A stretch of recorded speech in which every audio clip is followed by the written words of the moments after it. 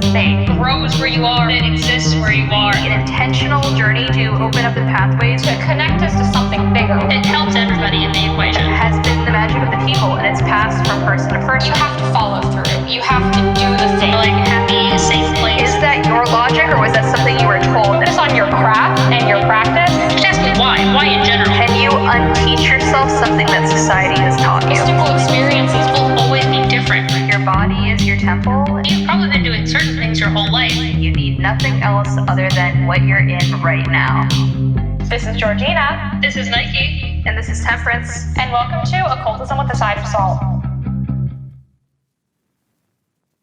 Hello, this is Georgina. And this is Nike. And this is Temperance. And you're listening to Occultism with a Side of Salt. In this episode, we're going to be talking about a slightly controversial topic. We haven't had a really controversial episode in a while, so let's get a dopamine rush from this one. Maybe not in a good way. We're going to be talking about grifters. We'll be explaining what a grifter is, but basically we're talking about people who are inauthentic. They're presenting different beliefs online than they actually hold. They're someone who is portraying an online personality that is not who they truly are. And they're scammers. They're very monetarily focused. They're typically doing this like more out of a business knowledge than a personal conviction to the occult. And a lot of these people, when you look at their posts, tend to say false information quite a bit. And sometimes they don't even have a personal practice. Obviously, there are a lot of amazing creators. Anyone I surround myself with or talk about or share the stuff of is not a grifter. I would not promote grifters, but they do exist in our community, especially because the community is so big right now. The occult community has been booming for quite some time, which we're going to talk about the occult boom, the interaction of money and practice, what to do if you find a grifter, how to know if someone is a grifter. Because obviously someone getting a fact wrong one time does not make them a grifter, because sometimes people just have the wrong information and that's okay, and we should be forgiving with that. But sort of like how to be a mindful consumer, how to consume content well, how to vet community members, and how to spot the grifters in our midst. I think it's important, and I want to recap something that you said. Grifters aren't just people who are inauthentic. They're people who are inauthentic for the pursuit of financial gain. That's a really big component, and it's a really big component within our community right now, because the occult and witchcraft and spiritual community loves to shop small. And I love that about our community. I love that we support small businesses, but grifters know that. They see that. That's a big target, is like, I'm a small business. I'm this, I'm that. And you'll see them come in. And one of the biggest ways to identify them, I think I'm skipping us ahead, but we'll just come back to the rest of it. I think it's really important. The very first thing we talk about is like kind of like warning signs to grifters before we get into anything else, because it's just so important. You know, these tend to be people who buy their followers, so they'll have a new account, and then all of a sudden it's got thousands and thousands of followers, but they have little to no engagement on those pages, or they're always kind of shilling a course. Now, I know a lot of occultists do sell classes and stuff, so it's different when like you post real content and you're doing real things versus every single post that you make is a testimonial to a class that you sold, or a testimonial to a product that you have, or a spill that you did, or whatever. Like, it's fine to plug yourself, but 100% of your content should not be plugs. And if it is plugs, then I always take a good hard look at why that might be the case. Oh, for sure. And especially with social media being the way it is, it's a big, like, it's great for businesses. It really is. But when your entire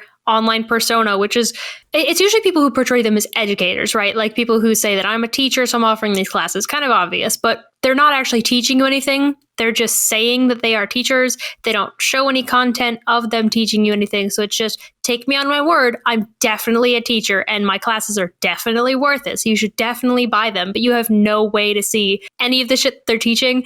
It's an immediate flag for me, because usually teachers want to show you some of the stuff that they're into, some of the stuff that they know. And it's either really surface value or just doesn't exist. And it's all just shilling their classes.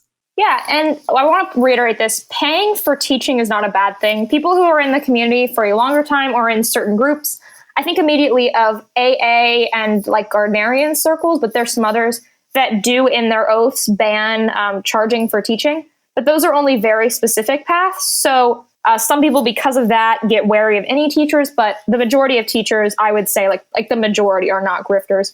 The reason why people charge in the first place, because for me, like my Patreon stuff, I charge for, but I'd say probably 95% of my content is open and free. I charge for stuff because to create all the free content, it takes a lot of time. So it takes a lot of time. So that's why I try to make a little bit of money, but I'm not making a full income. I'm not making like very much. So just someone making money does make sense, because a lot of these people, like creators, spend like hundreds of hours a week creating stuff. So people getting paid for their work isn't a problem. The problem is when they're doing it disingenuously, selling false information, doing this to grift, because in the end, a lot of these occult businesses and creators like myself, like the other two hosts, we're doing this out of our passion. This isn't like some sort of capitalistic endeavor. We just want some payment because we've put in so many hours. I love the people who say that they want to get into witchy stuff, like as a content creator, because they want to make money. I would love to laugh in their face and be like, how long do you think, and how much time do you think you'll be putting in? And they're like, oh, I don't know, like maybe 4 or 5 hours a week. And I'm like, oh, okay, all right, yeah, all right. Any content creators out there or anyone who's ever tried to make any amount of content, if you haven't, I cannot describe, I can't count the number of hours I spend every week researching, planning. We have like time before when we're doing like OWASP versus my own personal content versus appearing on other things, doing interviews and interacting. Just being on social media is part of the business part. Like I probably do more than full-time hours doing witchcraft stuff for the purposes of being visible online, in part because I love it, but in part because it's also how you grow your business. Like you have to grow that. So people who think that they can just get in and make a quick buck are super funny. Oh, I intentionally don't calculate the amount of hours I spend creating occult content and doing, because I do readings as well. I don't want to know. I just genuinely, I don't want to know. I don't want to do the math because I know the income I pull in is going to be way under what minimum wage is per the amount of hours I'm putting in. So I've just elected to not know. So I just don't calculate it. I don't want to think about it. So for context, it's not lucrative. So what happens is a lot of these grifters get into the occult and they realize that it's a lot less lucrative than they thought, because the people who are making bank are these super huge creators, like the 1% of the 1% of occult creators, because the average occult creator is not that big. So it's these small creator, these small few in the community are making a ton because they're selling courses or all this type of stuff. But a lot of these grifters get into it and they grow really slowly. They realize they're not making a return. So they buy a ton of followers. They buy thousands upon thousands of followers. If you want to know if someone's buying followers, you can just look at their analytics. And if you see a crazy spike, that kind of gives it away. But yeah, so these people, they realize it's not as lucrative as they think. And then they push themselves really, really hard. And yeah. So if you see someone just randomly, obviously some people do genuinely go viral, but crazy spikes are notable. Yeah. But I think a lot of these grifters end up quitting because they realize that it's not as profitable as they think. This is my theory, because I've seen a lot of these people who I think are grifters show up and then they're gone it's a pretty quick cycle. The people who are in the community for years and years and years and consistently stay, I know some people have been in the community online for over 10 years. If you've stayed in that long, you're not going to be a grifter. These people come in and come out, and they typically focus on things that are trendy. And yeah, they're not people who are standing bastions of the community generally. Well, it's really hard to tell, too, if they have or haven't been in the community, because often, and we've found a few of these people ourselves, they'll lie about how much experience they have. They'll say, I've been in the occult since I was 14, which means they looked up their horoscope once. Or, they'll say that they've done this amount of studying, and at this age, I discovered witchcraft, and then I dove into the occult. And it could just be an entire lie. We know some people that have confirmed privately that they don't have as much experience as they say. It's more than one occasion. So a lot of people will just choose to straight out lie about how much experience they have. And if you don't know them personally and you're not privy to these conversations, or you don't see any proof of this anywhere, all you see is, I've been in the occult since I was 14 and now I'm 28. And it's I don't know how easily you're going to be able to suss that out. But usually you can suss out, okay, if you've been in the occult since you were 14, 15, 16, and now you're in your late 20s, early 30s, and you still don't seem to know anything, they're probably a grifter, even if they've been interested in that law.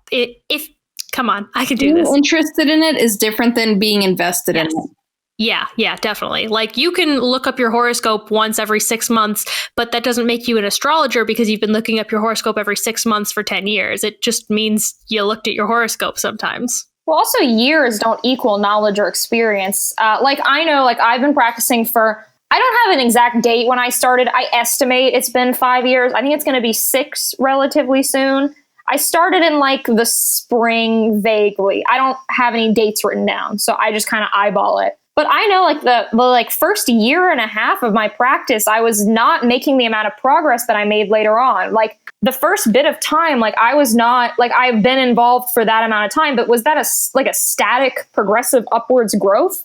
No, I've gone through periods where I've made like really rapid advancement in my personal practice and periods where I was a lot more casual. So someone like casually doing a ritual every couple months for 20 years is not the same as someone who's like a third degree Gardnerian priestess who's been like raised by Wiccans and practices like daily rituals and stuff like those. Just there's not like the amount of time I think people use as like a thing with authority, which it to an extent like is like, I have crazy respect for people who've been practicing for a super long amount of time. But if someone to justify how much they know just says a year amount, like that doesn't mean a ton on its own without like stories. Because I'll be blunt, like I've been practicing for 5 years. That's a lot lower than what a lot of people say because I'm pretty honest about it. But like, yeah, it's just make sure like what people are saying kind of matches with that experience and don't just go directly based on numbers. Because once again, like 1 year for one person, 1 year for another person, even 1 year and one person's different years of their practice, like aren't necessarily the exact same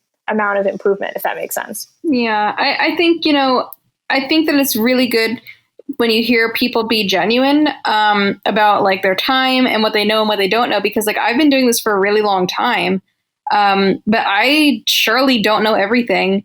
And I'm very quick to admit when I don't know something or I'm not confident in a topic. Like I just over the past, year started getting into ceremonial stuff. I knew like nothing about it prior to that, like occult ceremonial practice. And that's not a reflection of my time. It was a reflection of like, that was something that I just never learned about. There's like the community and the avenues of learning and education are so vast. Like you can spend a whole lifetime dedicated to one path, but that doesn't make you an expert in every single part of the path.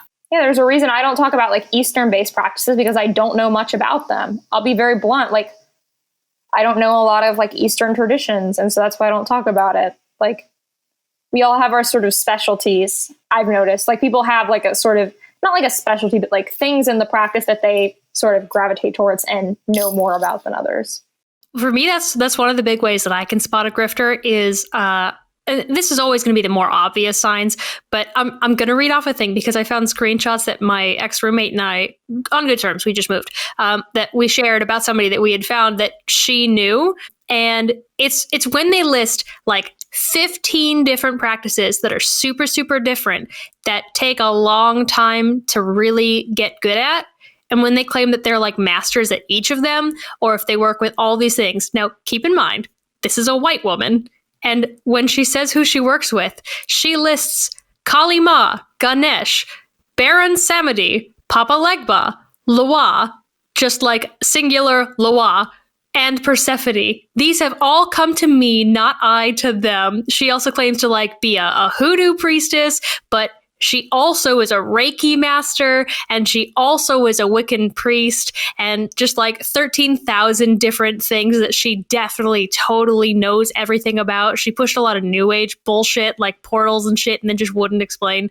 Like, they claim to have all of this expertise and all this knowledge, but especially if they're not all that old, like if you're under, I would say 40, you're probably not going to be an expert in more than maybe one or two things. If you have 17 on your list, Probably not real.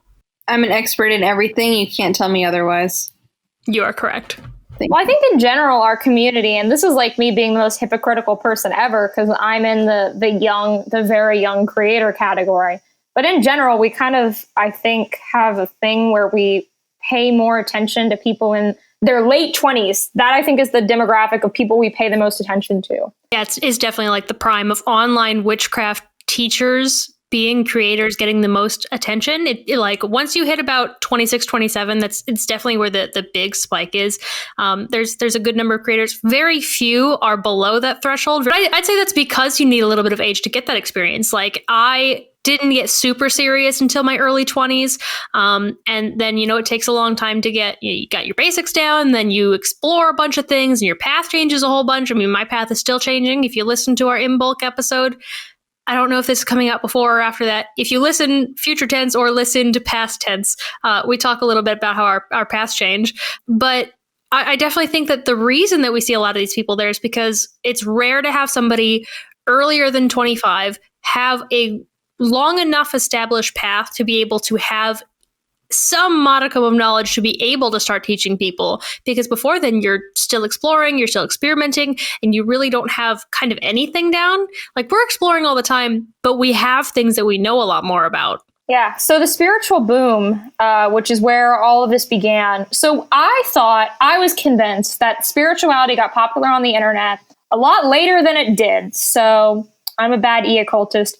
But basically, online currently, spirituality on the whole, of course, is big. And there's a lot of money. I mean, where the most money is in like the wellness, like upper, like yoga mom wellness.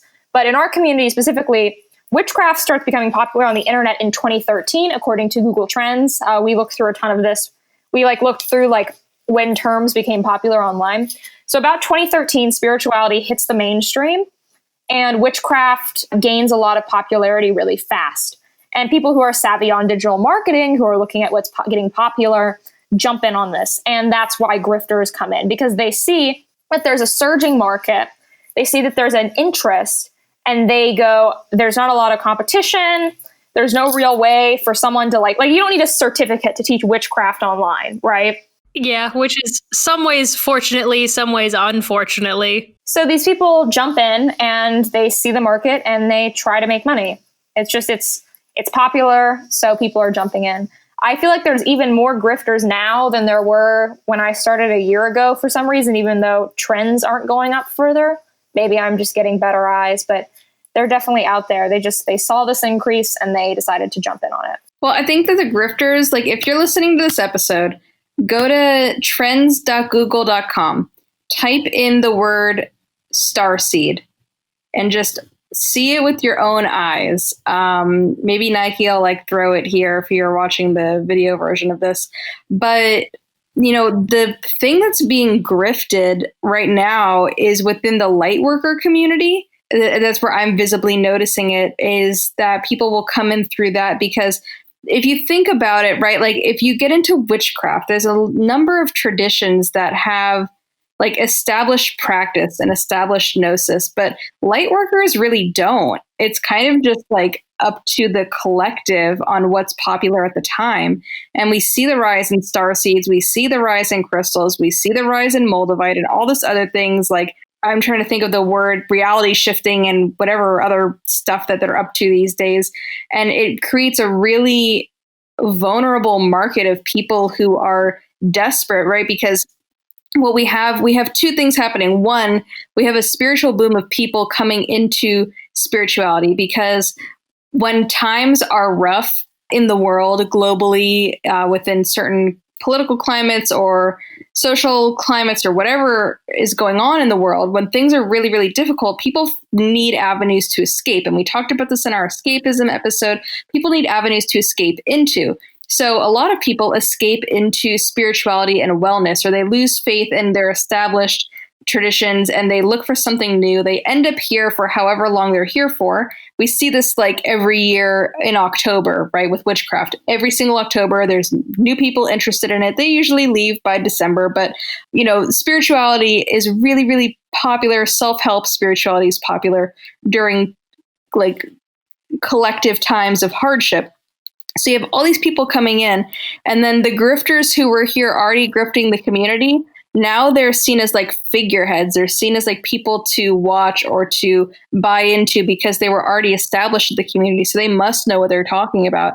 And it's kind of a double-edged sword of people seeking and people taking advantage of that vulnerability. Well, and the problem was compounded this last 12 months, especially with like the world was going through terrible hardship. That much is obvious. But we also had everybody being stuck indoors with nothing else to do. You know, if all your classes are online, well, it's really easy to just have your phone out in front of you. You just like mute your microphone or whatever. Like it's really easy to scroll through stuff. Instagram, TikTok especially. TikTok really took off in the witchy space, and we shit on it a lot, but it's because it ends up having problems like this. And TikTok was compounded because you had all these young people inside going through tough times. Maybe their parents had gotten laid off.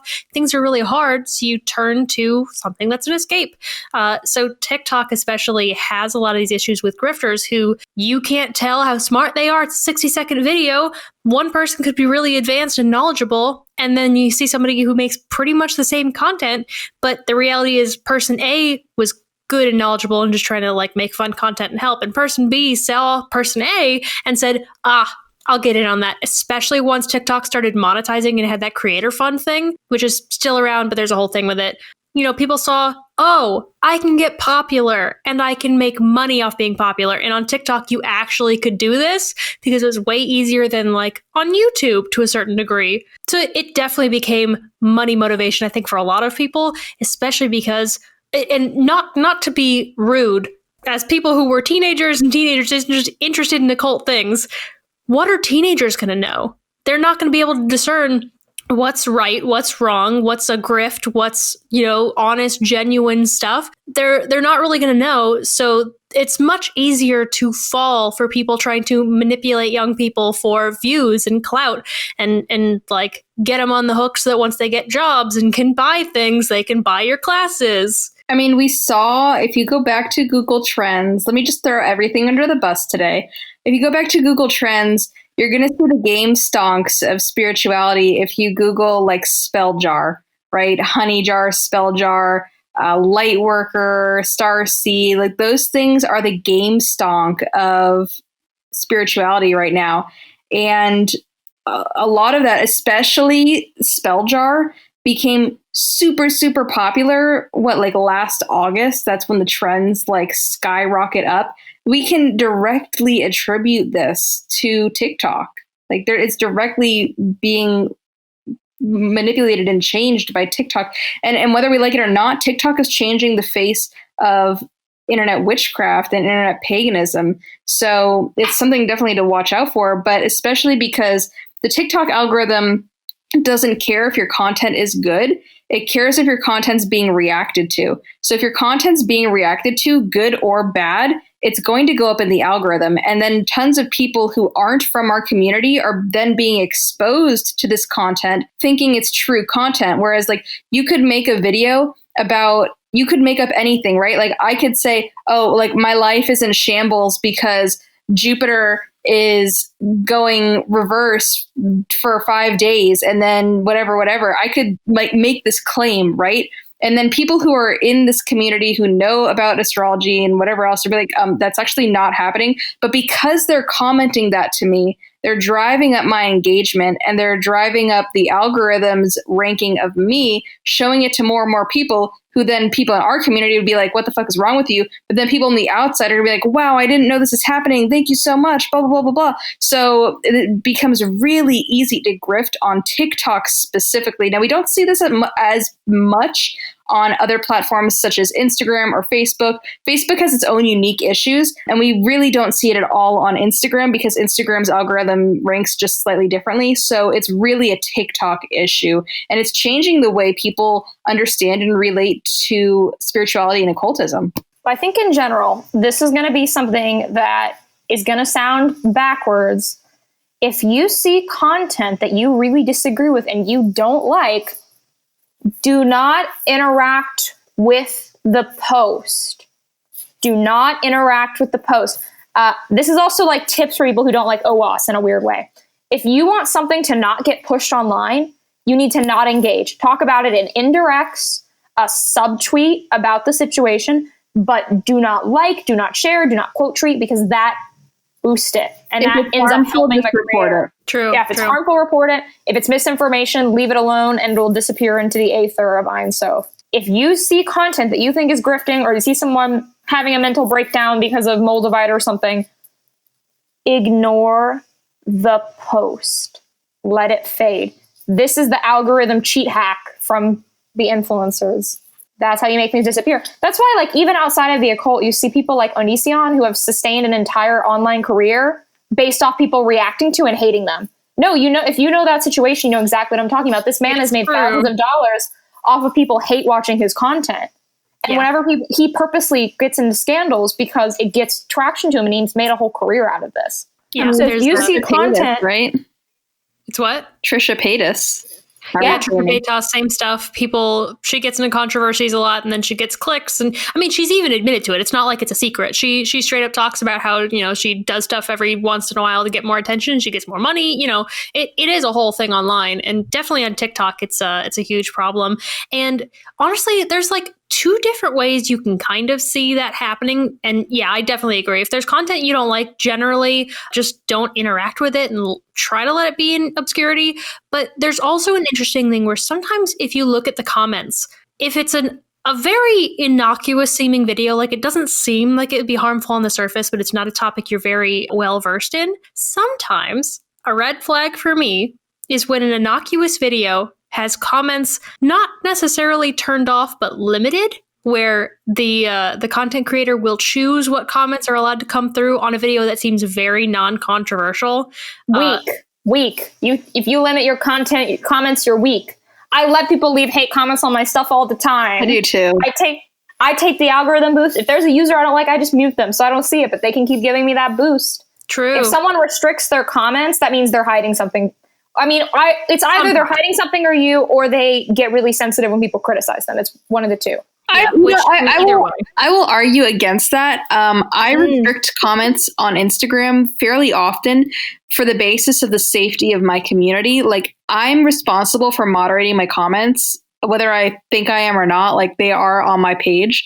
And if someone posts something super, super, super harmful, I will moderate those comments. I don't moderate all of my comments. Like, I don't make a post and then like automatically like restrict commenting to only people who follow me or whatever else. But if I make a post like white supremacy is bad, and then you come in here and like white lives matter, blah, blah, blah, blah, I would restrict that comment. Like, so I think a creator does have a certain level of responsibility for the community they create.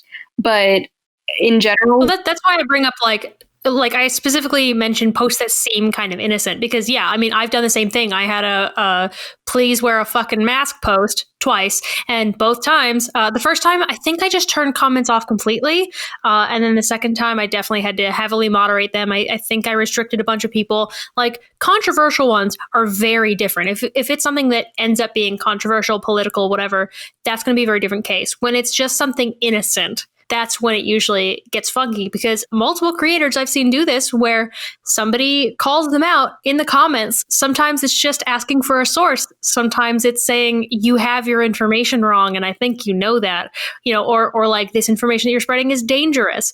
And then suddenly the comments get restricted and that comment goes away. It's very interesting to watch happen, because it's like, oh, you don't want people exposing you for not knowing things, versus other creators who will get criticism, and you know, they'll have somebody like this happened to our friend Frankie Chaotic Witch on. She had a video where she got some information wrong, very innocent. Somebody corrected her, and she responded and said, "Thank you. I will do further research on this. Thank you for correcting me. I appreciate it." People who are not grifting are gonna be grateful generally for people, you know, nicely or politely at least saying that they got something wrong. They're not afraid to be wrong, because everyone's going to get stuff wrong at some point. When you refuse to be wrong, it's a big red flag. I'd like to just kind of shed light on the platforms and kind of like my opinion, just because I think it's relevant to the conversation. As a creator, I've been online for a number of years now. I think I started my Instagram page like late 2017 or early 2018. And I never monetized until like 6 months ago. And that was when I started a Patreon. Like, up until that point, like I don't do sponsored posts. I don't do ads really. I've done a few ads, but they were all like books and shit like that. But I don't really do like, you can't pay me to put yourself on my page. And on Instagram, people assume that like Instagram influencers or whatever get paid. Like you don't get paid anything to be on Instagram. Like you're on Instagram because you like to be there. You're not on there because you get paid. YouTube takes a really long time to get monetized. So if you see someone who's a small content creator on YouTube, there's a really good chance they're actually not monetized at all unless you're seeing ads like that stop their video or like prior to their video, you know, but there's a good chance that they haven't monetized yet. Twitter, not really possible to be monetized on unless someone's paying you to make a tweet about their brand. There's no way to get monetized on Twitter. So that leaves us with TikTok, right? Well, and Discord, not really a way to monetize. But then that leaves us with TikTok. TikTok, you can monetize if you're big enough, but not everyone on TikTok is monetized. So the difference between some of these platforms is the platforms themselves don't monetize you, but sponsorships do. And it's up to individual creators to determine what is a sponsor, what is not a sponsor. Do they take that? And this is not a slam on sponsorships. I'm not a professional influencer. Like I know I have like a big platform or whatever, but I have a day job. Like this is not my job. I spend my free time doing it because it's my hobby, but I'm not this is not my career. So I don't monetize it. Whereas someone who this is their career, they may monetize it. It's not a judgment on that. But I think it's important to know like where the difference is for grifters is that they come into this solely only for the purpose of making money. Usually content creators make content because they like to, and then eventually they have like this, come to Jesus moment, for lack of a better term. And they're like, I'm spending so much time doing this. I might as well make a little bit of money for it, or like, get new equipment to pay my internet bill or whatever else they're doing. So, they'll monetize their content versus someone who comes into it and immediately opens up an academy. And now they're like this big teacher and doing whatever else they're doing. I think there's a really big difference. So it's good to know, like, as a listener, as a viewer, whatever, the people making your content on platforms for free, they're not probably getting paid for the post. Like you don't get paid because 1,000 people clicked like on your Instagram post. It's not happening. They're getting paid through teaching, these big academies and whatever else. And, there's a time and place for that. So really vet your teachers is kind of like the bottom line of what I'm trying to get at is if you vet your teacher out, and you vet out the school or you vet out the product and you're like, okay, this person is like established. They know this, I would benefit from learning. Then like, yeah, 100% take that course because they spent time making it. They're going to spend their time to you teaching you. They deserve to be paid for the energy exchange. But if you're interested in a course and you can't find anything about that person, like 6 months prior and they have no references, maybe red flag. Well, as a peek behind the curtain on the YouTube thing, like I'll be fully transparent about what I make. So I'm about to hit 8,000 on YouTube and I make about $100 every month from ad revenue. So it's not much. And I've been making right around there with only minor increases for 3 months, 3-4 months. It hasn't really been long. So YouTube doesn't even pay you all that much. If somebody is below, I would say 30,000, they're not really going to be making a lot. I don't know how much it is once you get over that threshold, because obviously I wouldn't know. 6-figure YouTube channels start making okay money depending on where you live. But, YouTube is really not as lucrative as people think it is unless you get into like hundreds of thousands or the millions of subscribers. Anything below that is really just like side money. Maybe it pays for like your car every month, or maybe it pays like a third of your rent. But, the people who get into it to make money, that's why they go to Patreon and things that are easier to make money off of versus going to YouTube. You see less grifters on YouTube, and it's more just like a focus on aesthetics, which we've spoken about in the past, which is, I don't know that it's really grifting. It's just fluffy. Well, the reality is the biggest occult channels are not that big. Yeah, they're really not. They're small, like especially witchcraft. Like the biggest witchcraft creators are smaller than like, especially like even like the biggest spirituality creators, right? I think the biggest spirituality creators hit around 1 million. Yeah, and we don't even have that many of those. We have like Harmony Nice around Harmony Nice is the biggest witchcraft creator. She's at about 700K. And Olivia, I think, is the next one at like 3-some. Yeah, so we're not up like Jake Paul. There's no one making that amount of money. This is my advice to potential grifters. I think you're going to be pretty disappointed. Yes. Yeah, well, and I'd also like to touch on like maybe why we got into stuff just as a contrast. And it's not to stroke our own egos. I just want to, give an example. And I've spoken about it before, but like I got into content creation because I wanted to be able to YouTube specifically. I was on servers and I was giving answers to questions a lot, but I would repeat myself. So I was just like, why don't I just make a video that I can link?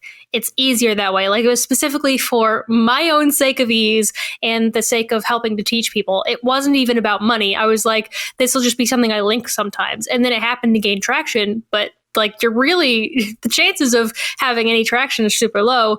And I think that if you're going into it with the intention to get big, you're probably not going to succeed. I'll just say, if I was going to be a grifter, why the hell would I be a Thelemite? Because, okay, look, let's talk about social media Thelema, because a lot of the biggest Thelema creators are bloggers, so you can't really compare your numbers to them because they're not on Instagram and stuff. So I'm currently sitting at number 2 in all of Thelema creators. I'm tiny. There's the biggest creator in Thelema on social media. I'm only behind him on one platform. It's this guy, Augustus Sol Invictus. So I'm just saying, if I wanted to become a grifter, Thelema makes absolutely no sense because Thelema is a very small community. We have a bigger representation in in-person occult communities just because a lot of Thelemites skew older. But like, if I was going to be a social media grifter, ceremonial practice and Thelema is like not the way to go. I would be talking about like Moldavai. I would be some of these sort of trends that happen on social media, like Lilith got really big for a while, the Fae got really big, and people sort of follow these trends. If someone's consistently talking about the same type of stuff and they're not like trend hopping, which a little bit of trend hopping people kind of have to do to stay relevant. But like if people are like totally jumping ship on practices every like 2 months, like that's a big sign. Thelema is not viable if you're trying to become a grifter. So I have some numbers, and there might be other channels in the in-between areas, but as just like the most well-known YouTube channels as a reference of their size. So you have from lowest to highest of the people I just picked that would be relatively big. Chaotic Witch Aunt, who has over 800,000 on TikTok now. She has 64,000 on YouTube. The Astrology Podcast has 68. Mint Fairy has 107,000. Marin Altman has 145,000, which is a recent jump because her TikTok has gotten so big. Annie the Green Witch is 187,000. The Witch of Wanderlust is 313,000. And then Harmony Nice, who still does some magical content creation, but for the most part, it's really like lifestyle magic. I don't know how to put it. Like, She's like a lifestyle vlogger, but also with some magic put in, but it's not like the main focus of her channel is all witchcraft information. So it's like a mix, and she's at 729. So of the people that are active and big that I can immediately reference offhand, those are the big ones. And notice that big jump. You go basically 100,000, 150,000, 3, 7. Like it's just there's nothing in between, and there's not many of those above 100. No, and it takes a long time to get to 100, like on any platform, because I'm above 100, and it took so long to get there. Our community is kind of small, to be honest. It really is, like the online community and what they want to see. Like it has its pockets, but as a whole, like content creators that appeal to the general public, there's not that many of them. And when they get really big, okay, here's like the thing. All right. If you see a content creator above 100,000, but they can only regularly get 3 comments on a post and like 400 likes, they're not at 100,000. They're probably at 4,000. Yeah, or maybe like as a reference for my account, which is much smaller, like Temp has 100. I have 10. Georgina, you have like 12 or something, right? I have 17. 17. Okay. So you can like look at there's no way for us to like prove we don't buy followers except for us to just look at our numbers. Like you can go to Temp's page and see what her numbers look like, and then you can compare it with other people, and you kind of be like, oh wow. Like if you go to my page or Georgina's page, 10 I'm to a cheapskate. 17,000. I'm not buying followers. I fucking have to pay right. rent. Who has the money for that? Jesus I have Christ. to pay rent in New York City. You think I have like my like follower budget? No. You can look at our really account. well. Like to be honest, Yeah, Georgina does way better than like most people do. Like at any size, it just like the Thelema bros love Georgina. Yeah, you also have to consider like audience. So Georgina's going to be a little bit of a different kind of scale, but if you look at me versus Temp, like we'll be fairly proportional. But if you have somebody who is Temp size, but they're getting less than my numbers, that's where your problem is. You can directly compare them to other people with less that seem much more genuine, much more active. You can just look at the engagement. Like it's supposed to go up proportionally to a certain degree. If it's not going up, it's not going up, and maybe there's a reason for it. Yeah. I mean, numbers just don't like to get a social media following. And this is the truth about grifting. To get a social media following and to be a knowledgeable practitioner don't directly correlate, because some of the best occult content on YouTube, like information wise, is these videos that are basically look like they've been shot with a potato. It's someone standing in front of a PowerPoint screen. It's in the back of some conference. Look, I'm thinking of like 10 different videos right now. I'm not shading anyone. And it's like some 40-year-old man like clicking Google Slides, and it's painfully boring to watch. But the information is amazing. Like those are some of the best videos on social media. I mean, not all of them, but you know what I'm talking about. Like, but those are never going to get the clicks because they're not engaging to watch. To be a successful person online takes a little bit more skills than just the magic stuff. Oh yeah, you have to sort of know how to brand. You have to know some marketing stuff. Like, well, and there's this trend, and there's now. luck. There's luck. Yes, there's luck big is a luck, huge part big of luck. this.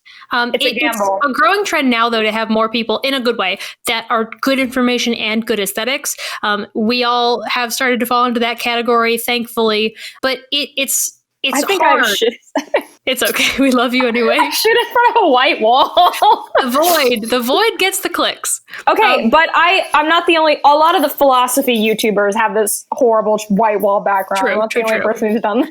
But it's a newer thing, but because it's so hard, like not only do you have to learn all the occult and witchcraft stuff, you also have to learn how to edit photos, how to edit videos. You might have to spend money on a nice camera. You don't have to. You can record occult content and record good content with your phone. Like it doesn't require a good camera, but if you want to get into it, like I have a camera, I have this microphone, I have my camera microphone, I have different lenses, I have the programs that I thankfully get for free from school, but otherwise they cost a pretty penny every month or every year. You have to learn how to do all that content. You have to understand algorithms and just running social media accounts in general. You basically have 3 different jobs. And like our jobs are Witcher occultist, video editor, and brand coordinator. Like we have 3 heavy jobs that take a lot of effort that, bigger people often have teams for.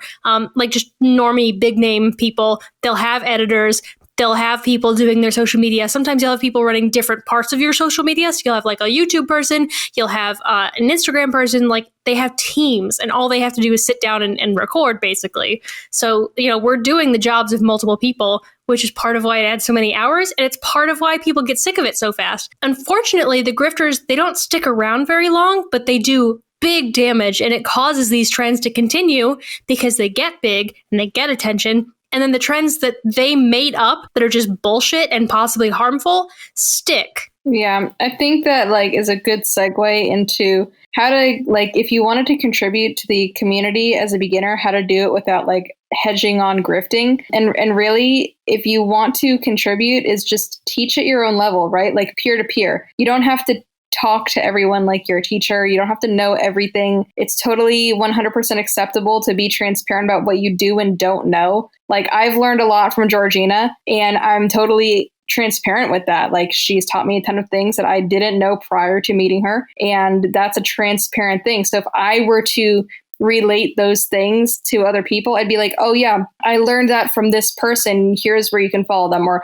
I learned this concept from this book. Here's this video I watched, and teach at the level that you're at, not at the level that you wish you were at. Yeah, definitely. And I think being able to have communities, which we've touched on before, but OWASP has a community, I have a community, Georgina has her own Patreon community, joining witchcraft servers, even if it's just, under influencers that are larger, the Witch of Wonderlust has her own server, which is where we all met. You can get into discussions with people, and if you've learned stuff, you can start talking to people, and if you wanted to start helping people, because that's the drive of a teacher is to help, you can go on to Discord servers, you can go into groups like this, and, you can start to get involved in that process while you're still learning other things. You don't have to be an expert before you can join these communities and start helping out. If you know something, you're going to know more than people who don't know anything. Yeah, I've been a Discord admin for years across different servers. So I didn't start creating online content until March, but I've been a Discord admin for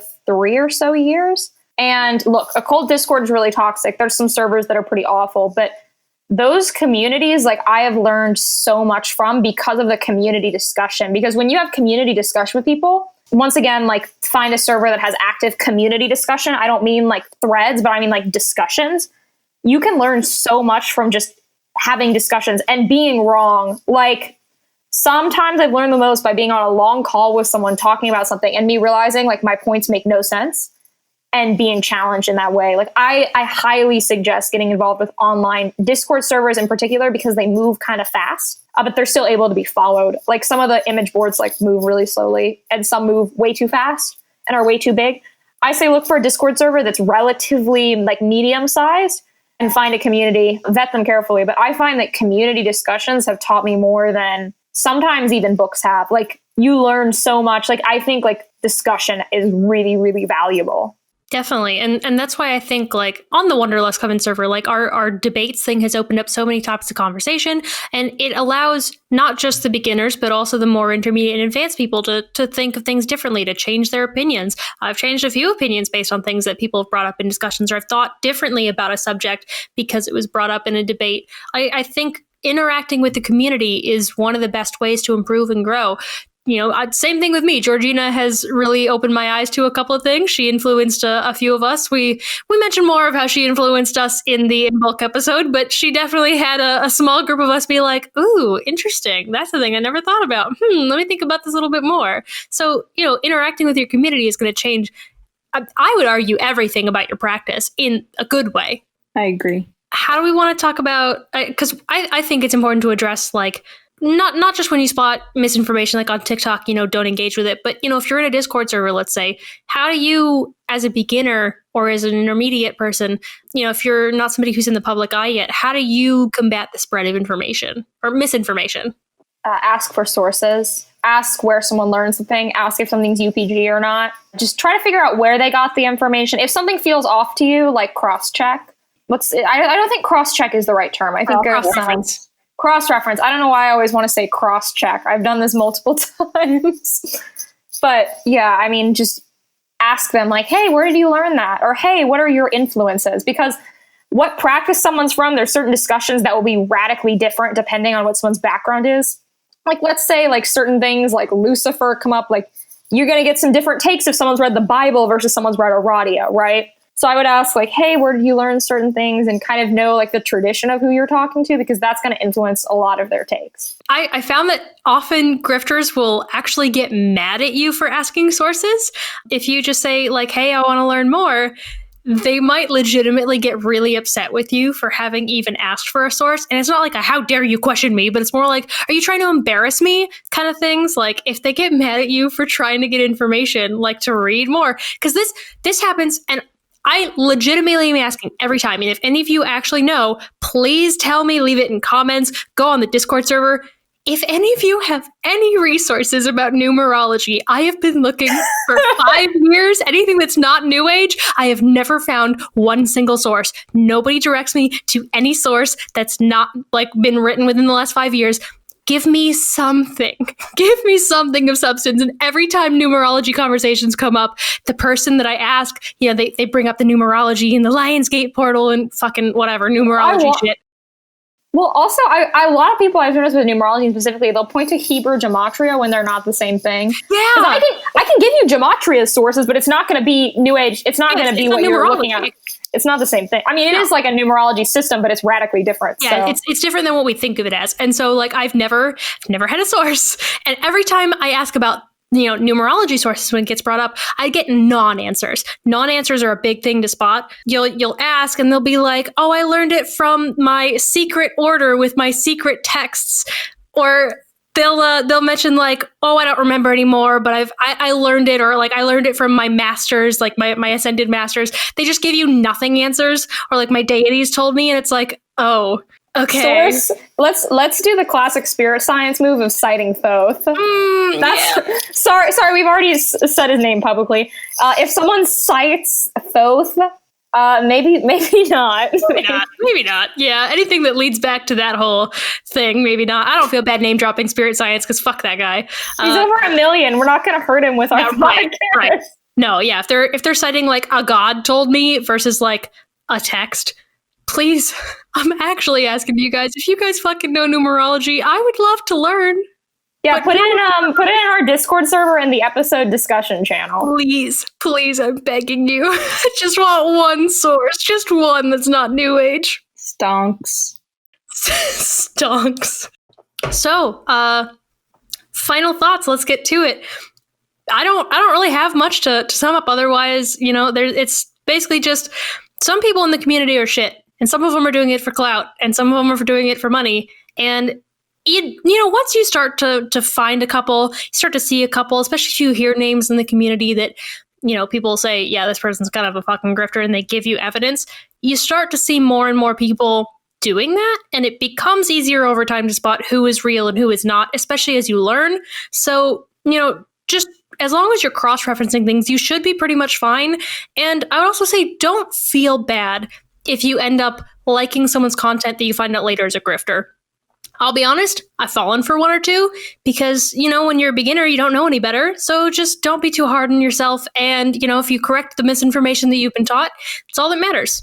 My final thought is be discerning. Like, you guys are listening to this podcast. You obviously have, at minimum, average to okay taste. Like, be discerning. Just be critical of what you see. Use critical thought, except with the three of us. Your final thought can't be my final thought. Make a new one. No, I'm making another final thought, but I just want to say you can't discern. The three of us are God. Oh. We're right all the time. We can never be wrong. We're top. I've never been wrong in my life, actually. I know that our listeners are at minimum average tier. Like, they're at minimum. Like, they could not go below that. Like, at the bar.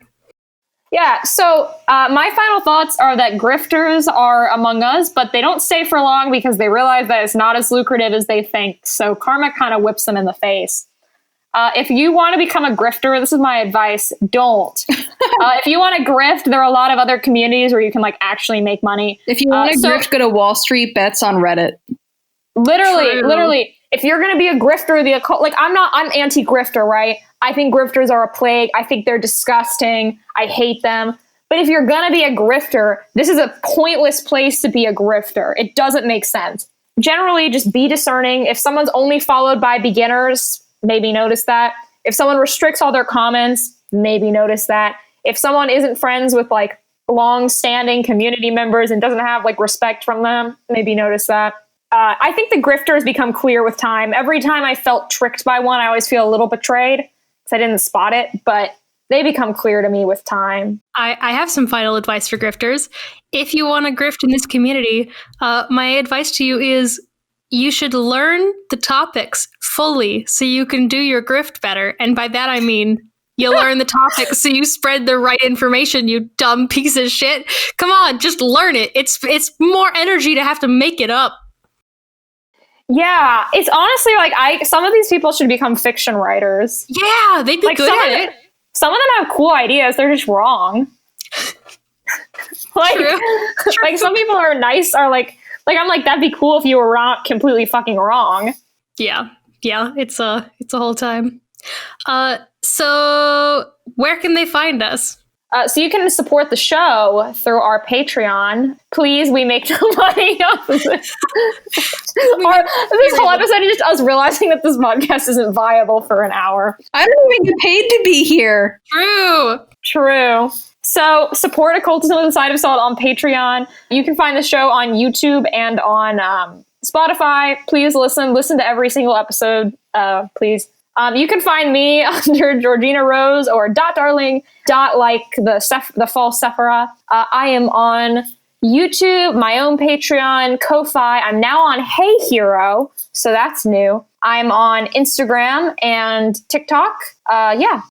Temp, you go, because I'll finish this out with the shoutouts that I always fucking forget. Okay, great. I'm Temperance, and you can find me on Amazon under Temperance Alden, and I'm also on Instagram at Wild Woman Witchcraft, TikTok Wild Woman Witchcraft, Twitter, Temperance Alden. I'm on Patreon, and I do teach classes there, similar to Georgina, but different because I'm not Georgina. So you can find me on Patreon, and I'm not on anything else that makes money. So thank you for supporting OWASP. And you can find me, Warrior Witch Nike, YouTube, Instagram.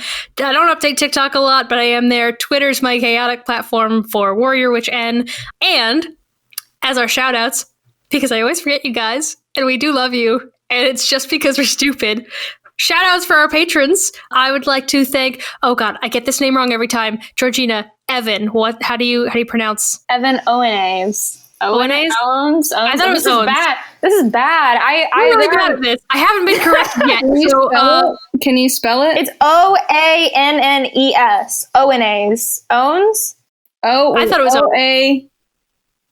Spell it again. You went too fast. Okay. I have it on my phone. Oannes. Owenays. Owns. Oscar, Alpha, November, Echo, Sierra, right? Yes. It's a Mesopotamian name. Okay. And then you'll just have to let us know how to pronounce your name. All right. Thank you, Evan Oates, Barry King, Jai Lei or Jai Lee. You'll also have to tell me because you're in servers with me and you didn't tell me last time around. Kat, Maria Corin or Corinne, Maria.